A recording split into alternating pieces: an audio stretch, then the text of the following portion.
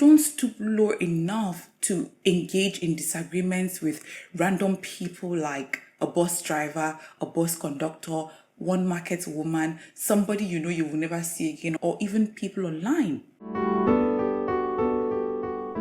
Hello elegant ladies, welcome to today's video. My name is Ayanime. I know it's been a while, I missed you so much. I was sick and then the whole drama with the election did not put me in the right frame of mind to create content at all. But as I moved past that, I realized that this is the perfect time for a video like this because by now I'm sure you figured out that your femininity journey is affected by the system you live in. Our reality as ladies who live in Nigeria is different from the ladies who live abroad. Our system doesn't work as well as theirs, and a lot of the things you learn as you start or continue your femininity journey is easy to practice when you live in a system where things work, like constant electricity, good roads, a transport system that doesn't make you want to go crazy, great healthcare, proper education, good water, and so on. And if you don't live in a system where things work, you then need to have a certain level of financial success so that you can do certain things for yourself that will help you stay feminine. Now, what happens if you live in a system like Nigeria? You're not financially secure yet, but you really want to continue on your femininity journey. You find out that it is frustrating to practice what you learn, to embody this woman you want to become, because this country has a way of making you feel like you need to be aggressive and masculine to actually make things work. And to help with this, let's see how you can stay feminine in this wonderful country called Nigeria. The first tip is for you to manage your energy.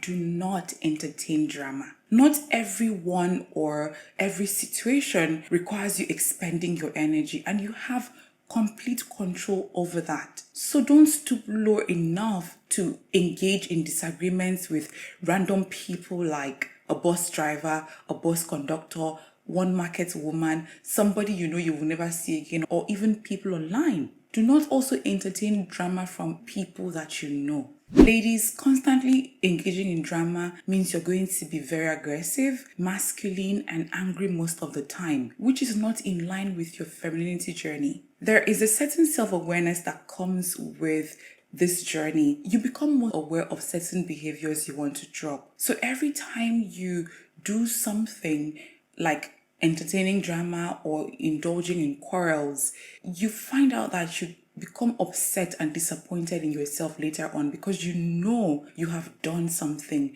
that is not in line with this person you're working on becoming. There is a certain pride that comes with looking back at a particular situation and realizing that you stayed feminine and graceful. Let me share this quick story with you. A couple of months ago, a friend of mine had a photo shoot. So we ordered an Uber driver to head out to the studio. This driver was so rude. His tone of voice, the way he reacted when we told him to lower his radio, small little things. The more rude he was, the more we ignored him, because it felt like he was looking for who to pick a fight with, or maybe he didn't like the fact that he was driving 3 women around. Immediately he dropped us. My friend turned to me and said, "That driver was really rude." And I said, "Yes, he was." And that was it. We never discussed it. We never expended energy regarding that particular situation. That is how unimportant he was to us. You need to learn to discern situations that require you indulging in maybe a disagreement and the one that is not worth it at all. Now imagine if I and my friends, we had indulged in that fight, and maybe as he was,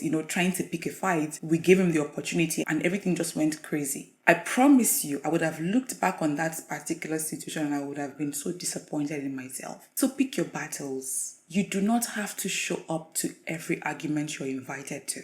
Number 2, be mindful of the conversations you engage in. There are certain conversations that lead to solutions, and then there are conversations that go nowhere. You need to quickly discern which is which so that you can act accordingly. Certain topics of conversation will leave you feeling frustrated, hopeless, and powerless. Politics is one of those conversations. Before I started my journey, I would spend hours complaining about how things are in the country, and by the time I'm done, I will be mentally drained. My voice would have cracked. But guess what? things remained the same. Ladies constantly complaining about the situation of things in the country will not just leave you feeling hopeless, but that hopelessness will feed into the mindset that you need to be aggressive to make things happen, to make things work for you. And being constantly aggressive is against the core of your feminine journey. The topic doesn't have to be politics. You need to think about the conversations you have and figure out the topics that trigger you and drain you. And make sure that you don't indulge in those conversations as much. The most common one I see is when two people have a different point of view about something. It can get very antagonistic because they don't agree with you.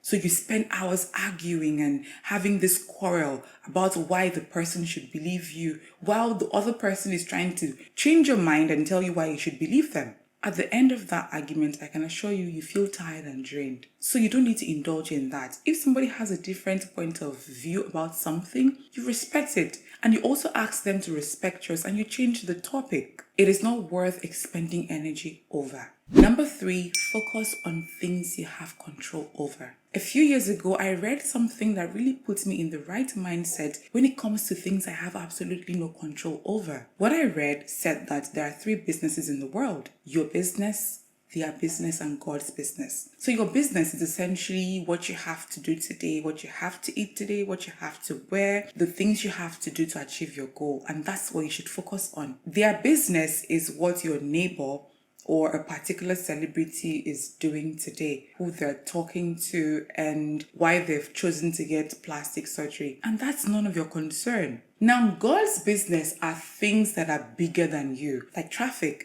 your flight getting moved, bad roads, lack of electricity, even the banking crisis. These are things that you have no control over. Learning to differentiate the differences between these 3 things will help you stay feminine, because when you focus on things you have control over, you feel grounded. You feel like, okay, I can control this one. I can't control this one, but I can control this one. And even when dealing with situations you have no control over, there's an awareness that, okay, I really have no control over this situation. So what can I do? What are my options so that this situation doesn't make me feel frustrated, emotionally volatile, and out of control? That will help you focus on solutions rather than focusing on that particular situation itself. That helps you stay feminine and graceful. This feminine journey is more mindset than physical. During that banking crisis where you couldn't access your banking app for some banks and you couldn't do certain things, I had a full day and I had to do things that I needed to do, and I needed money. At every point I went to, my bank app wouldn't open. I could have stayed there and gotten angry and frustrated over a situation I have no control over. But because I learned the basics of this, what I did was I called my friend and I asked her if her bank app was working. She said yes. And throughout that day, she was the person making payments for me. And later on, I reimbursed her. I had to think of solution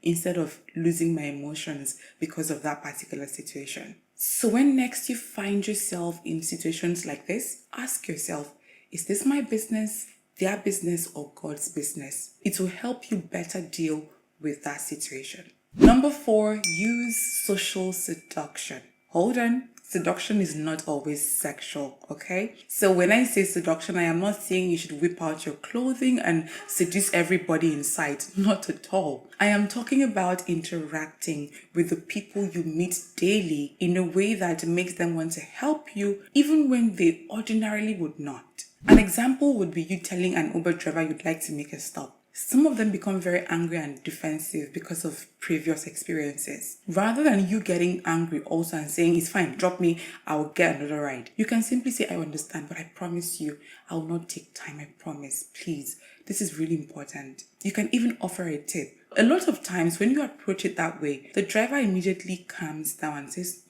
okay. Another one could be that you have luggage and the driver is in the car not bothering to help. Instead of getting upset and defensive, you just approach him, please, could you help me with my bag?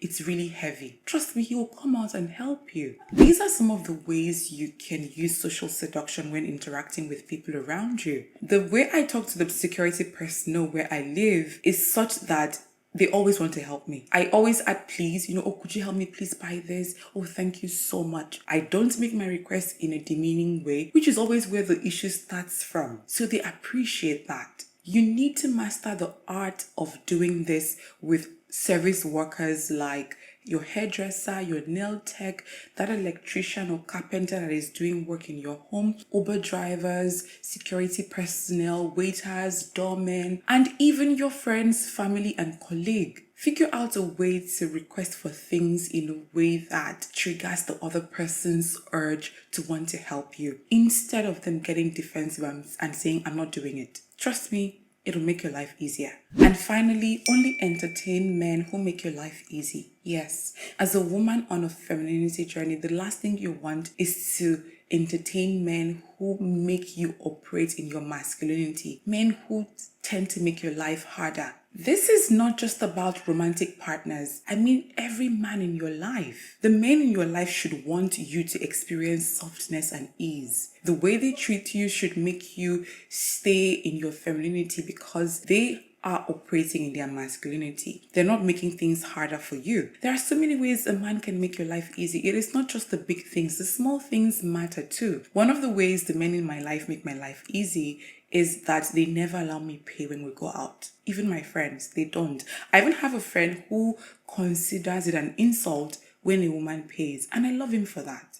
So you need to audit the men in your life and figure out the ones that make your life easy. Oh, I just realized I have one bonus. I know I was going to make it 5, but I have to make it 6. As I was saying, you need to audit the men in your life and figure out the ones that are making things easy for you and the ones that are making things harder for you. And then you need to decide to either reduce the amount of time you spend with them or cut them out of your life completely. It is entirely up to you. And the bonus, believe in something bigger than yourself. For a feminine woman to stay feminine and soft during hardship, you need to have something bigger than you to believe in. The reason for this is that it gives you hope and it keeps you optimistic. I don't care who or what you call it. I believe that it is the same source, different names. Spirituality over religion, anytime, any day. Imagine if you don't have something larger than yourself to believe in. You will be frustrated at every turn. But when things are going bad, and as a Christian, I can speak light into my life. I can speak ease and abundance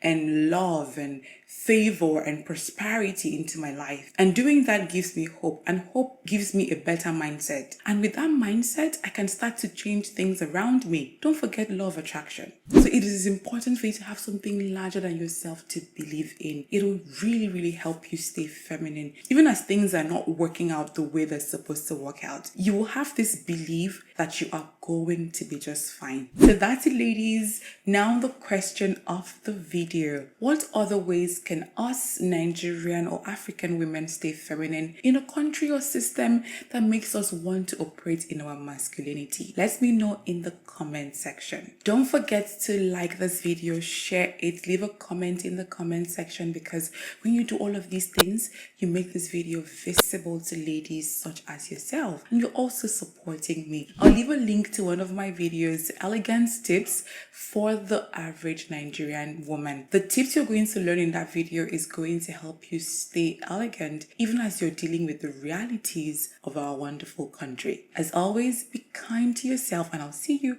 in that video. Bye.